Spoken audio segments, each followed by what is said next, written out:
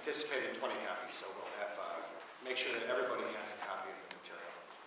Good morning. Okay, thank you. Good morning.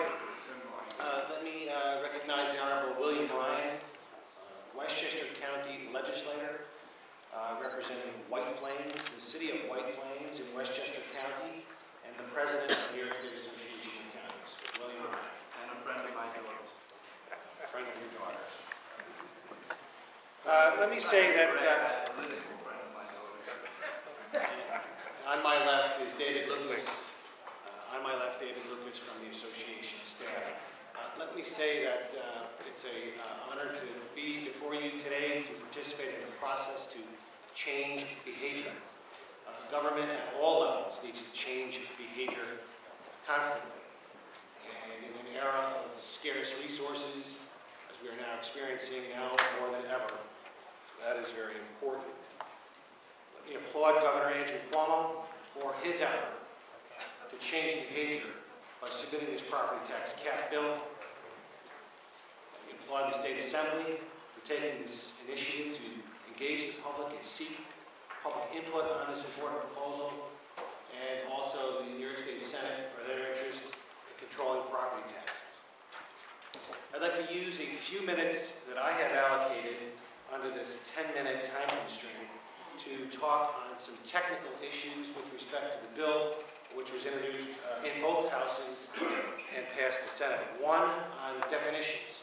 The bill calls on the state comptroller to define each local government's levy and allowable growth. The state comptroller's data often tends to run with a 2-year lag, which will compromise the accuracy of this analysis. Number 2, capital expenditures. The legislation introduced in the Assembly would remove voter-approved capital expenditures from a tax cap. Counties do not operate under voter-approved capital projects, and in many cases, our largest expenditures are state-mandated, like the expansion of a new jail in Dutchess County and in all other counties, or the creation or upgrade of a court facility. Those are state-mandated. So legislation needs to address how capital will be treated when a local referendum is not used. Number 3, timing. In direct relation to the above issue of capital expenditures, it is also unlikely that the state comptroller and his staff could provide local government cap thresholds for all local governments far enough in advance of 2012 implementation, especially for counties.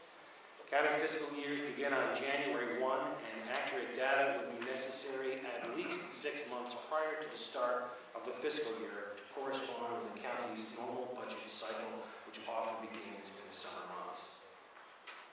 NYSAC requests that the state implement a phased-in property tax cap over a period of time. Number 3, treatment of pilots, payment in lieu of taxes. The current legislation includes payment in lieu of taxes and similar agreements under the calculation of a tax cap. These pilots usually provide an exemption or a reduction in the required property tax in the early years with an increase in payments as the project matures. By eliminating the pilot in the calculation of the cap, it could eliminate a powerful economic development tool at the local level. Next, normal economic growth should be accommodated in any cap calculation. The bill appears to establish a hard cap of 2% or the CPI growth in the total levy, regardless of new construction or property improvements.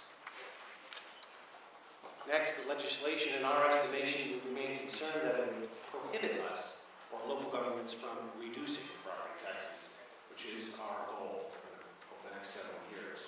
And finally, there remains confusion as to whether there is a voter referendum to exceed a 2% property tax cap or a CPI. This must be clarified in any further legislation. I'd like to recognize William Bryan now to talk about membership concerns of what the counties have reported to the Association of Counties of practical concerns in implementing a property tax cap. Bill? Thank you, Steve. And I'd like to thank all of you for giving me this opportunity to address you today. And it's great to see my good friend Denny Farrell. Brings back a lot of great memories when you and I served in the Assembly together back in the mid-'80s. Just for the record, I am a legislator in Westchester County, New York, but I am the immediate past chairman of the Board of Legislators, having held that post for 6 years. And as I just mentioned, I was a member of the State Assembly back in the 1980s, representing Westchester, Putnam, Orange, and Rockland counties. The time is short. I remember being in this room, participating in hearings over the years, and I very much know that we need to adhere to the time limitation. But let me just say that up here on the wall is a map. It's a map of the 57 counties outside the city of New York and the 5 boroughs within the city of New York. They are the administrative arm for service delivery in this state. That's the way we decided to do it here in New York. It's not centered on state sites and functions. They are the administrative arm. They are the managing partners to the state when it comes to service delivery. And I don't have to go into a discussion about the important services, health and human services, that counties from counties as large as Westchester and Nassau and Suffolk to counties like Greene and Clinton, the smaller counties to the north. They all have tremendous responsibility under the system. The meeting notice, the hearing notice here today discussed, I noticed this morning, that it's to examine the effects of the proposed property tax cap and its effect on property owners, and also to evaluate alternative proposals. So let me just go, because there's no way I'm getting through these remarks, but let me just go to the last page of my remarks, and I just want to mention 2 things, get them on the record before my time runs out.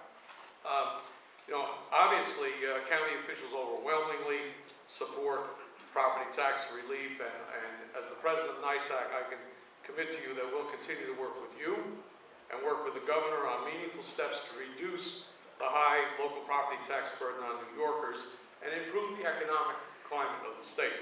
That's going to be quite a trick, because we're caught now in a very long, protracted, sluggish recovery, but we're going to do what we can to make it, obviously. If you're willing to tackle the problems and make the tough decisions, and walking across the street and going into the chamber and making tough decisions on taxes, on reallocation of resources, financial resources within the budget, on cost cutting, believe me, I know very well those are tough decisions, very difficult, deliberate actions. But in the ones that you're going to have to make, NYSAC wants to stand with you and support your efforts. Counties believe, to go back to the purpose of the hearing, we believe that a property tax cap, combined with mandate relief and state spending controls, could be a useful tool to help deliver property tax relief. But not really seeing what the end product is going to be, any tax cap needs to be carefully designed. You already are well aware of that. There are a lot of options out there. It needs to be carefully designed. And a tax cap can only be imposed, if there is concurrent action resulting in significant mandate relief that gets at the root cause of New York's highest in the nation local property tax burden. I could go into my library down in the county office building in White Plains and go back and read the transcripts of County Executive Ed McCallion back in 1966. And at that time, McCallion's message to Albany was the decisions that are being made about the Medicaid mandate could possibly have devastating effects on county budgets down the road. Not even 20 years later, 17 years later, I'm up here as a new state assemblyman. Denny Farrell is showing me the ropes, and I get a visit from Westchester County officials who are telling me that the pleas, the calls for reform over that period of time have not really been met with action in Albany. It has to begin. That was 1983. What is that, 27 years from today? Please, take a look at, I have 45 seconds, take a look at this particular brochure. It's the county's call for a collaborative effort to reform the 9 mandates.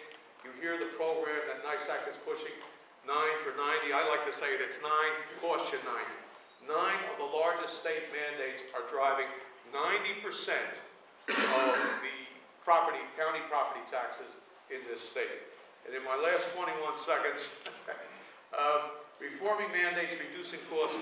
This is a very, very good book that you can go through. This was delivered to the governor's mandate relief team about 3 weeks ago, Steve. And it contains many, many suggestions from the top 9, the most difficult 9, down to hundreds of others. But it's worth looking at as suggestions for the types of things that you could address in the upcoming session and in the current session. Thank you for the opportunity to speak with you today. Thank you. Question?